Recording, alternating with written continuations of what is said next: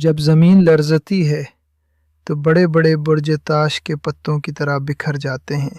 انسان جو خود کو بہت طاقتور سمجھتا ہے، قدرت کے ایک جھٹکے کے سامنے بے بس ہو جاتا ہے۔ لیکن کیا یہ صرف زمین کی تہوں کی حرکت ہے یا اس کے پیچھے کائنات کے مالک کا کوئی خاص پیغام چھپا ہے؟ آج کی اس ویڈیو میں ہم جانیں گے کہ زلزلے کیوں آتے ہیں، سائنس اس بارے میں کیا کہتی ہے، اور قرآن و حدیث ہمیں کن حقائق کی طرف متوجہ کرتے ہیں۔ سائنسی نقطۂ نظر سے دیکھیں تو ہماری زمین مختلف تہوں پر مشتمل ہے جنہیں ٹیکٹونک پلیٹس کہا جاتا ہے۔ جب یہ پلیٹس آپس میں ٹکراتی ہیں یا ایک دوسرے کے اوپر چڑھتی ہیں تو زمین کے اندر ایک زبردست انرجی پیدا ہوتی ہے جو لہروں کی صورت میں سطح زمین تک پہنچتی ہے۔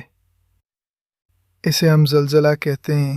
پہاڑ زمین کو توازن فراہم کرتے ہیں تاکہ وہ غیر ضروری طور پر نہ لرزے، جیسا کہ قرآن میں بھی اشارہ ملتا ہے کہ ہم نے زمین پر پہاڑ جمائے تاکہ وہ تمہیں لے کر نہ لڑکھڑائے۔ اسلام ہمیں سکھاتا ہے کہ کائنات کا ہر ذرہ اللہ کے حکم کا پابند ہے۔ زلزلے اللہ کی قدرت کی نشانیاں ہیں جن کے ذریعے وہ اپنے بندوں کو متوجہ کرتا ہے۔ قرآن مجید کی سورہ زلزال میں قیامت کے اس عظیم زلزلے کا ذکر ہے جو پوری کائنات کو بدل کر رکھ دے گا۔ آج کے چھوٹے زلزلے دراصل اس بڑی تبدیلی کی یاد دہانی ہیں۔ حضرت عمر فاروق رضی اللہ عنہ کے دور میں جب مدینہ میں زلزلہ آیا تو آپ نے فرمایا، اے لوگو، یہ زلزلہ تمہارے ہی کسی برے عمل کی وجہ سے آیا ہے، اگر دوبارہ آیا تو میں تمہارے درمیان نہیں رہوں گا۔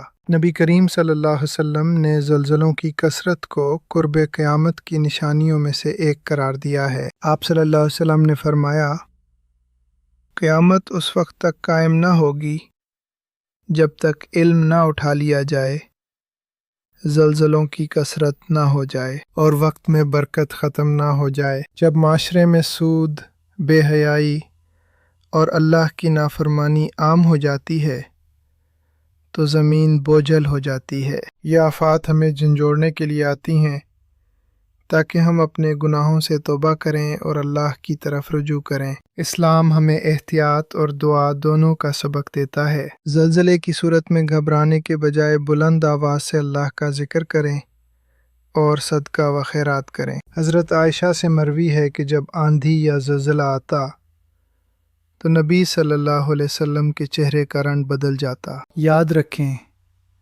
موت کا ایک وقت مقرر ہے، لیکن یہ آفات ہمیں پیغام دیتی ہیں کہ اپنی آخرت کی تیاری ہر وقت مکمل رکھیں۔ زلزلہ صرف زمین کا لرزنا نہیں بلکہ ہمارے سوئے ہوئے ضمیروں کو بیدار کرنے کا ایک ذریعہ ہے۔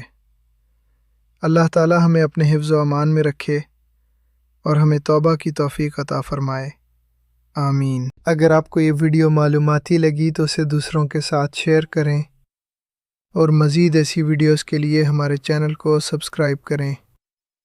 اللہ حافظ۔